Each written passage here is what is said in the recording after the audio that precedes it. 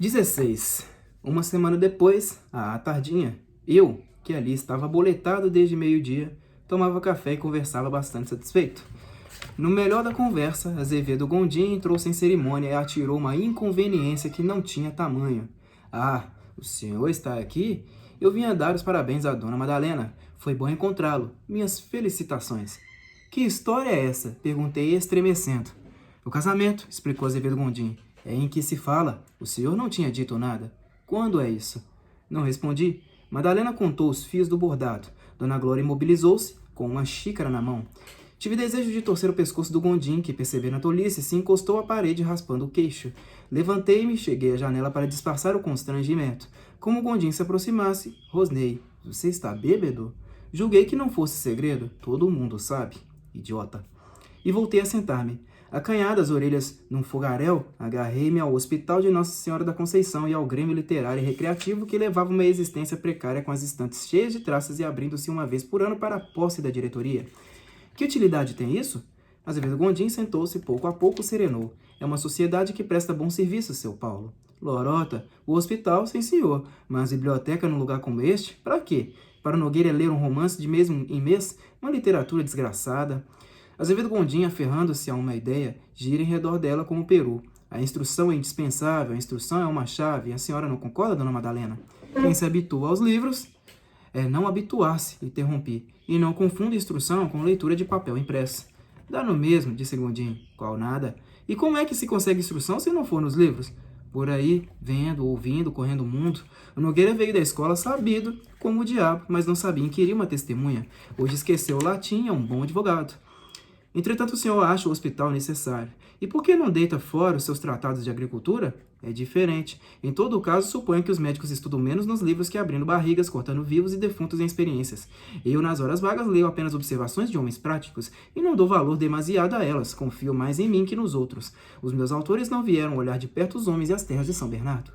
Madalena balançava a cabeça. Perfeitamente. O que há é que não estamos acostumados a pensar assim. Assisti um dia destes a uma fita no cinema e creio que aprendi mais que se visse aquilo escrito. Sem contar que se gasta menos tempo. E não se enche o quengo com estopadas, acrescentei. Vocês engolem muita bucha, Gondim. Há por aí volumes que cabem em 4 linhas. Dona Glória estava quase dormindo. Azevedo Gondim, aturdido, agastado, ergueu os ombros. Cá para mim, os livros são úteis. Se o senhor julga que são inúteis, deve ter lá as suas razões. Você vê que me refiro às histórias fiadas do Grêmio. O pior é que o que é desnecessário ao senhor talvez seja necessário a muitos, disse Madalena. Sem dúvida, a beleza, triunfou Azevedo Gondim. É o que se quer, harmonia, beleza, entende? Ora, sebo. Dona Glória levantou-se e entrou. Como o assunto estivesse reduzido a cinza, calamo-nos. Azevedo Gondim tentou atiçá-la inutilmente. Que poeira, hein? Com o Nordeste. Retirou-se. Animei-me e avizinhei-me de Madalena. Está vendo? Por aí já falam. É só em que falam, pelo que disse o Gondim. Nenhuma resposta. Não torno a pôr os pés aqui. Primeiro, porque não quero prejudicá-la. Segundo, porque é ridículo. Naturalmente, a senhora já refletiu. Madalena soltou o bordado. Parece que nos entendemos. Sempre desejei viver no campo, acordar cedo, cuidar de um jardim. Há lá um jardim, não? Mas por que não espera mais um pouco? Para ser franca, não sinto amor. Ora essa. Se a senhora dissesse que sentia isso, eu não acreditava. E não gosto de gente que se apaixona e toma resoluções às cegas. Especialmente uma resolução como esta. Vamos marcar o dia. Não há pressa. Talvez daqui a 1 ano. Eu preciso preparar-me. 1 ano? Negócio com prazo de ano não presta. Que é que falta? Um vestido branco faz em 24 horas. Ouvindo passos no corredor, baixei a voz. Podemos avisar sua tia, não? Madalena sorriu irresoluta. Está bem. Já acabaram aquela discussão? Pau? Perguntou Dona Glória da porta. Eu estava morrendo de sono. E eu? O culpado foi o Gondim, que tem ideias extravagantes? Procurei maneira de formular o pedido, mas perturbei-me e não atinei com o que devia dizer. Dona Glória, comunico-lhe que eu e a sua sobrinha, dentro de 1 semana, estaremos embirados. Para usar a linguagem mais correta, vamos casar. A senhora, está claro, acompanha a gente. Onde comem 2, comem 3, e a casa é grande, tem uma porção de caritós. Dona Glória começou a chorar. 17. Casou-nos o padre Silvestre na capela de São Bernardo, diante do altar de São Pedro. Estávamos em fim de janeiro. Os paus d'arco floridos salpicavam a mata de potes amarelos. De manhã a serra cachimbava. O riacho, depois das últimas trovoadas, cantava grosso, bancando o rio, e a cascata em que se despenha antes de entrar no açude enfeitava-se de espuma. Quando viu os arames da iluminação, o telefone, os móveis, vários trastes de metal que Maria das Dores conservava areados, brilhando, Dona Glória confessou que a vida ali era suportável. Eu não dizia? Ofereci-lhe um quarto no lado esquerdo da casa por detrás do escritório com janela para o muro da igreja vermelho. O muro está longe, esverdeado pelas águas da chuva, mas naquele tempo era novo e cor de carne crua. Eu e Madalena ficamos no lado direito, e da nossa varanda avistávamos o algodoal, o prado, o descaroçoador, descaroçoador com a serraria e a estrada que se torce contornando o morro. Vamos começar a vida nova, hein? Disse Madalena alegremente. Desde então comecei a fazer nela algumas descobertas que me surpreenderam. Como se sabe, eu me havia contentado com o rosto e com algumas informações ligeiras. Tive durante uma semana o cuidado de procurar afinar a minha sintaxe pela dela, mas não consegui evitar numerosos solecismos. Mudei de rumo, tolice. Madalena não se incomodava com essas coisas. Não se incomodava com essas coisas? Imaginei uma boneca da escola normal. Engano. Enjoou o Padilha, que achou uma alma baixa. Aí eu expliquei que a alma dele não tinha importância, exigia dos meus homens de serviços, o resto não me interessava. Enjoou o Padilha, mas gostou de seu Ribeiro. Meteu-se no escritório, folheou os livros, examinou documentos, desarmou a máquina de escrever que estava emperrada. E 2 dias depois do casamento, ainda com o ar machucado, largou-se para o campo e rasgou a roupa nos garranchos do algodão. À hora do jantar, encontrei-a no descaroçador, conversando com o maquinista. Ora, muito bem, isto é mulher, mas aconselhei-a a não expor-se. Esses caboclos são uns brutos. Quer trabalhar? Combino. Trabalha com Maria das Dores. A gente da lavoura só comigo. A ocupação de Maria das Dores não me agrada, e eu não vim para aqui dormir. São entusiasmos do princípio. Outra coisa, continuou Madalena, a família de Mestre Caetano está sofrendo privações. Já conhece Mestre Caetano? Perguntei admirado. Privações é sempre a mesma cantiga. A verdade é que não preciso mais dele. Era melhor ir cavar a vida fora. Doente. Devia ter feito economia, são todos assim, imprevidentes. Uma doença qualquer e é isto. Adiantamentos, remédios, vai seu lucro todo. Ele já trabalhou demais e está tão velho. Muito, perdeu a força. Põe a alavanca numa pedra pequena e chama os cavouqueiros para deslocá-la. Não vale os 6.000 réis que recebia. Mas não tem dúvida, mande o que for necessário. Mande meia cuia de farinha, mande uns litros de feijão, é dinheiro perdido. 18. A Excelentíssima, declarou seu Ribeiro, entende de escrituração. Seu Ribeiro morava aqui, trabalhava comigo, mas não gostava de mim. Creio que não gostava de ninguém. Tudo nele se voltava para o lugarejo que se transformou em cidade que tinha há meio século bolandeira, terços, candeias de azeite e adivinhações em noites de São João. Com mais de 70 anos andava a pé, de preferência pelas veredas, e só falava ao telefone constrangido. Odiava a época em que vivia, mas tirava-se de dificuldades empregando uns modos cerimoniosos e expressões que hoje não se usam. O reduzido calor que ainda guardava servia para aquecer aqueles livros grossos de cantos e lombadas de couro. Escrevia neles com amor lançamentos complicados e gastava 15 minutos para abrir um título, em letras grandes e curvas um pouco trêmulas, as iniciais cheias de enfeites. Entendi muito, continuou, e embora não concorde integralmente com o método que preconiza, reconheço que poderá querer encarregar-se da escrita. Obrigada. Não há de quê. A Excelentíssima conhece a matéria e tem caligrafia. Eu sou uma ruína. Qualquer dia destes, catou palavras. Qualquer dia destes estou com Deus. Sempre diz isso, resmungou Padilha. O senhor tem fôlego de 7 gatos. Pretendia acumular os cargos de professor e guarda-livros, e impacientava-se. Não duro, estou gasto, respondeu seu Ribeiro, e morreria tranquila deixando os livros a uma pessoa que não viesse estragá-los com raspadelas. Isso é fácil, murmurou Padilha. Talvez, mas convém saber. Aqui a Excelentíssima... Tinha graça, tornou Padilha, Dona Madalena, escrevendo os diversos adversos. Nada mais natural, atalhou Madalena. Não desejo, Deus me livre, seu Ribeiro está forte. Somos todos mortais, minha senhora. É verdade que ninguém pode penetrar os desígnios da providência, mas na minha idade... Qual é o ordenado? Ora essa, estranhou Padilha. A senhora ocupar-se com essas migalhas, receber ordenado, era tirar de uma mão e deitar na outra. Por que não? Se seu Ribeiro tiver de aposentar-se... Quanto ganha o senhor, seu Ribeiro? O guarda-livros afagou as suíças brancas. 200.000 réis. Madalena desanimou. É pouco. Como? Bradei estremecendo. Muito pouco. Que maluqueira. Quando ele estava com o Brito, ganhava 150 a seco. Hoje tem 200, casa, mesa e roupa lavada. É exato, confessou seu Ribeiro. Não me falta nada, o que recebo chega. Se o senhor tivesse 10 filhos, não chegava, disse Madalena. Naturalmente, concordou Dona Glória. Ora, gaitas, berrei. Até a senhora? Mete-se com os romances? Madalena empalideceu. Não é preciso zangar-se, todos nós temos as nossas opiniões. Sem dúvida, mas é tolice querer uma pessoa ter opinião sobre assunto que desconhece. Cada macaco no seu galho, que diabo. Eu nunca andei discutindo gramática, mas as coisas da minha fazenda julgo que devo saber. E era bom que não me viessem dar lições. Vocês me fazem perder a paciência. Joguei o guardanapo sobre os pratos antes da sobremesa e levantei-me. Um bate-boca 8 dias depois do casamento. Mau sinal. Mas atirei a responsabilidade para Dona Glória, que só tinha dito uma palavra. 19. Conheci que Madalena era boa em demasia, mas não conheci tudo de uma vez. Ela se revelou pouco a pouco e nunca se revelou inteiramente. A culpa foi minha, ou antes a culpa foi desta vida agreste que me deu uma alma agreste. E falando assim, compreendo que perco tempo. Com efeito, se me escapa o retrato moral de minha mulher, para que serve esta narrativa? Para nada, mas sou forçado a escrever. Quando os grilos cantam, sento-me aqui à mesa da sala de jantar, bebo café, acendo cachimbo. Às vezes as ideias não vêm ou vêm muito numerosas, e a folha permanece meio escrita como estava na véspera. Releio algumas linhas que me desagradam. Não vale a pena tentar corrigi-las, afasto o papel. Emoções indefiníveis me agitam, inquietação terrível, desejo doido de voltar, tagarelar novamente com Madalena, como fazíamos todos os dias a esta hora. Saudade? Não, não é isto. É desespero, raiva, um peso enorme no coração. Procuro recordar o que dizíamos. Impossível. As minhas palavras eram apenas palavras, reprodução imperfeita de fatos exteriores, e as dela tinham alguma coisa que não consigo exprimir. Para senti-las melhor, eu apagava as luzes, deixava que a sombra nos envolvesse até ficarmos dois vultos indistintos na escuridão. Lá fora os sapos arengavam, o vento gemia, as árvores do pomar tornavam-se massas negras. Casimiro! Casimiro Lopes estava no jardim, acocorado ao pé da janela, vigiando. Casimiro!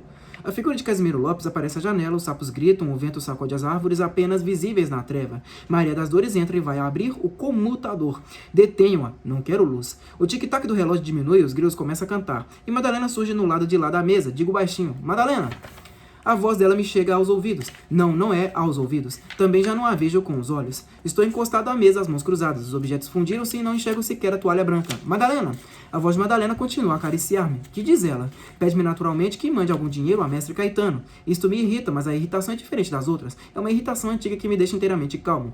Loucura estar numa pessoa ao mesmo tempo zangada e tranquila. Mas estou assim. Irritado contra quem? Contra mestre Caetano. Não obstante ele ter morrido, acho bom que vá trabalhar. Mandrião. A toalha reaparece, mas não sei se é essa toalha sobre que tenho as mãos cruzadas ou a que estava aqui há 5 anos. Rumor do vento, dos sapos, dos grilos. A porta do escritório abre-se de manso. Os passos de seu Ribeiro afastam-se. Uma coruja pia na torre da igreja. Terá realmente piado a coruja? Será a mesma que piava há 2 anos? Talvez seja até o mesmo pio daquele tempo. Agora seu Ribeiro está conversando com Dona Glória no salão. Esqueço que eles me deixaram e que esta casa está quase deserta. Casimiro! Penso que chamei Casimiro Lopes. A cabeça dele, com um chapéu de couro de sertanejo, assoma de quando em quando a janela, mas ignora essa visão que me dá é atual ou remota. Agitam-se em mim sentimentos inconciliáveis. Encolerizam-me e enterneço-me. Bato na mesa e tenho vontade de chorar. Aparentemente estou sossegado. As mãos continuam cruzadas sobre a toalha e os dedos parecem de pedra. Entretanto, ameaço Madalena com um punho. Esquisito. Distingo do ramerrão da fazenda as mais insignificantes minudências. Maria das Dores na cozinha dá lições ao papagaio. Tubarão rosa a colar no jardim. O gado mude no estábulo. O salão fica longe. Para irmos lá, temos de atravessar um corredor comprido. Apesar disso, a palestra de seu Ribeiro e Dona Glória é bastante clara. A dificuldade seria reproduzir o que eles dizem. É preciso admitir que estão conversando sem palavras. Padilha subia no alpendre. Onde andará Padilha? Se eu convencesse Madalena de que ela não tem razão, se lhe explicasse que é necessário vivermos em paz, não me entende. Não nos entendemos. O que vai acontecer será muito diferente do que esperamos. Absurdo. Há um grande silêncio e estamos em julho. O Nordeste não sopra e os sapos dormem. Quanto às corujas, Marciano subiu ao forro da igreja e acabou com elas a pau. E foram tapados os buracos de grilos. Repito que tudo isso continua a azucrinar-me. O que não percebo é o tic-tac do relógio. Que horas são? Não posso ver o mostrador assim às escuras. Quando me sentei aqui, ouviam-se as pancadas do pêndulo, ouviam-se muito bem. Seria conveniente dar corda ao relógio, mas não consigo mexer-me. 20. Conforme declarei, Madalena possui um excelente coração. Descobri nela manifestações de ternura que me sensibilizaram. E como sabem, não sou homem de sensibilidades. É certo que tenho experimentado mudanças nestes 2 últimos anos, mas isto passa. As amabilidades de Madalena surpreenderam-me. Esmola grande. Percebi depois que eram apenas vestígios de bondade que havia nela para todos os viventes. Paciência. Eu não devia esperar nem esses sobejos, e o que viesse era lucro. Vivemos algum tempo muito bem. Lembro-se de que deixei a mesa aborrecido com Dona Glória, pois passados minutos Madalena me trouxe uma xícara de café e deu a entender que estava arrependida de haver provocado o incidente. Foi uma leviandade. Foi, balbuciou. Madalena vermelhinha foi em consideração. Antes de falar, a gente pensa. Com certeza, disse ela bastante perturbada. Esqueci que os dois eram empregados e deixei escapar aquela inconveniência. Ah, foi uma inconveniência aí, grande. Aí eu peguei a xícara de café e amoleci. Não, assim também não. Para que exagerar? Houve apenas incompreensão. Obrigado, pouco açúcar. Incompreensão é o termo. Eu explico. Aqui não é como lá fora. O cinema, o bar, os convites, a loteria, o bilhar, o diabo. Não temos nada disso e às vezes nem sabemos em que gastar dinheiro. Quer que lhe diga? Comecei a vida com 100 mil réis alheios. 100 mil réis, sim senhora. Pois eles tiraram como borracha. Tudo quanto possuímos vem desses 100 mil réis que o ladrão do Pereira me emprestou. Usura de judeu, 5% ao mês. Madalena ouviu atento, aprovando com modos de menina bem educada. Acredito. O que há é que ainda não conheço o meio. Preciso acostumar-me. sabe? Chamei Casimiro Lopes e entreguei-lhe a xícara e a bandeja. Depois acendi o cachimbo. O que sinto? Ergui-me. Nunca me arrependo de nada. O que está feito, está feito. Mas enfim, cara feia não bota ninguém para diante. E aquilo que eu azonei à dona Glória, coitada, ela nem estava prestando atenção à conversa. Falou por falar. Foi uma dos diabos, pois faça-me um favor, mostre a ela por alto que não tive intenção de magoá-la. Uma pessoa idosa e respeitável, que não tive intenção, ouviu? Eu sou mesmo um sujeito meio azuretado. Vem que estávamos brandos como duas bananas, e assim passamos um mês, por insistência dela, dele e ocupação. Faça a correspondência, quero ordenado, perfeitamente, depois combinaremos isso. Seu Ribeiro que lhe abram uma conta. 21. Pois apesar das precauções que tomamos dos abestos, asbesto que usamos para amortecer os atritos, veio nova desinteligência. Depois vieram muitas. Pela manhã, Madalena trabalhava no escritório, mas à tarde saía a passear, percorria as casas dos moradores. Garotos empalamados e beiçudos agarravam-se às saias dela. Foi à escola, criticou o método de ensino do Padilha e entrou a molar-me, reclamando um globo, mapas, outros arreios que não menciono porque não quero tomar o incômodo de examinar ali o arquivo. Um dia, distraidamente, ordenei a encomenda. Quando a fatura chegou, tremi. Um buraco, 6 contos de réis, 6 contos de folhetos, cartões e pedacinhos de tábua para os filhos dos trabalhadores. Calculem. Uma dinheirama tão grande gasta por um homem que aprendeu leitura na cadeia, em carta de ABC, em almanaques, numa bíblia de capa preta dos bodes. Mas contive-me. Contive-me porque tinha feito tensão de evitar dissidências, com minha mulher, porque imaginei mostrar aquelas complicações ao governador quando ele aparecesse aqui. Em todo caso, era despesa supérflua. Assinei a duplicata, pus o chapéu e saí. Ao passar pelo estábulo, notei que os animais não tinham ração. Isto vai mal. E gritei. Marciano! Gritei em vão. Desci a ladeira com raiva. Lá embaixo, à porta da escola, descobri Marciano escanchado num tamborete taramelando com Padilha. Já para suas obrigações, safado. Acabei o serviço, seu Paulo, gaguejou Marciano perfilando-se. Acabou nada. Acabei, senhor. Acabei, senhor, sim. Juro por esta luz que nos alumeia. Mentiroso. Os animais estão morrendo de fome, roendo a madeira. Marciano teve um rompante. Ainda agora os coxos estavam cheios. Nunca vi gado comer tanto. E ninguém aguenta mais viver nesta terra. Não se descansa. Era verdade, mas nenhum morador me havia ainda falado de semelhante modo. Você está se fazendo de besta, seu corno. Mandei-lhe o braço ao pé do ouvido e derrubei-o. Levantou-se zonzo, bambeando, recebeu mais uns 5 trompaços e levou outras tantas quedas. A última deixou-o esperneando na poeira. Enfim, ergueu-se e saiu de cabeça baixa, trocando os passos e limpando com a manga o nariz que escorria sangue. Estive uns minutos soprando, depois voltei-me para o Padilha. O culpado é você. Eu? Sim, você que anda enchendo de folhas as ventas daquele sem vergonha. Padilha defendeu-se pálido. Não anda enchendo nada não, seu Paulo, é injustiça. Ele veio de encherida, acredite. Não chamei, até disse. Marciana, é melhor que você vá dar comida aos bichos. Não escutou e ficou aí, lesando. Ele estava enjoado por Deus do céu que não gosta da cara desse moleque. Ia pregar-lhe uma descompostura, mas avistei Madalena, que no paredão do açude se virava para as ruínas do Marciano. Fui ao encontro dela resmungando, insolente, dá-se o pé e quer tomar a mão. Mas a cólera tinha desaparecido. O que agora me importunava eram as caixas com material pedagógico inútil nestes cafundós. Para que aquilo? O governador se contentaria se a escola produzisse alguns indivíduos capazes de tirar o título de eleitor. Tomando fresca, hein? Perguntei a Madalena, que tinha a vista presa no telhado escuro do estábulo. Não deu resposta. Pus-me a olhar o bebedouro dos animais, o leito vazio do riacho, além do sangradouro do açude, e longe na encosta da serra, a pedreira que era apenas uma nódoa alvacenta, a mata enegrecendo. Um vento frio começou a soprar. As últimas cargas de algodão chegaram ao descaroçador. Houve um apito demorado e os trabalhadores largaram o serviço. Consultei o relógio, 6 horas. É horrível, bradou Madalena. Como? Horrível, insistiu. Que é? O seu procedimento. Que barbaridade. Despropósito. Que diabo de história? Estaria tresvariando? Não. Estava bem acordada, com os beiços contraídos, uma ruga entre as sobrancelhas. Não entendo, explique-se. Indignada a voz trêmula. Como tem coragem de espancar uma criatura daquela forma? Ah, sim, por causa do Marciano. Pense que fosse coisa séria, assustou-me. Naquele momento não supus que um caso tão insignificante pudesse provocar desavença entre pessoas razoáveis. Bater assim num homem, que horror. Julguei que ele se aborrecesse por outro motivo, pois aquilo era uma frivolidade. Ninharia, filha. Está você aí se afogando em pouca água. Essa gente faz o que se manda, mas não vai sem pancada. E Marciano não é propriamente um homem. Por quê? Eu sei lá, foi vontade de Deus. É um molambo. Claro, você vive a humilhá-lo. Protesto, exclamei alterando-me. Quando o conheci, já ele era molambo. Provavelmente porque sempre foi tratado a pontapés. Qual nada? É mulambo porque nasceu mulambo. Madalena calou-se, deu as costas e começou a subir a ladeira. Acompanhei-a embuchado. De repente voltou-se com a voz rouca, uma chama nos olhos azuis que estavam quase pretos. Mas é uma crueldade. Para que fez aquilo? Perdi os estribos. Fiz aquilo porque achei que devia fazer aquilo. E não estou habituado a justificar-me, está ouvindo? Era o que faltava. Grande acontecimento, 3 ou 4 mochicões num cabra. Que diabo tem você com o Marciano para estar tão parida com ele? Parida por ele.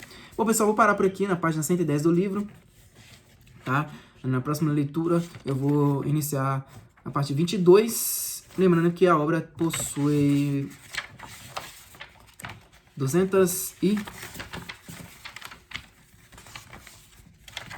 Deixa eu ver aqui. 191 páginas. É isso mesmo, 191 páginas e depois vem um comentário aí de João Luiz Lafetá. Muito obrigado a todos vocês que me acompanharam até aqui. Eu espero que vocês me continuem me acompanhando nesse trabalho. Até a próxima e falou!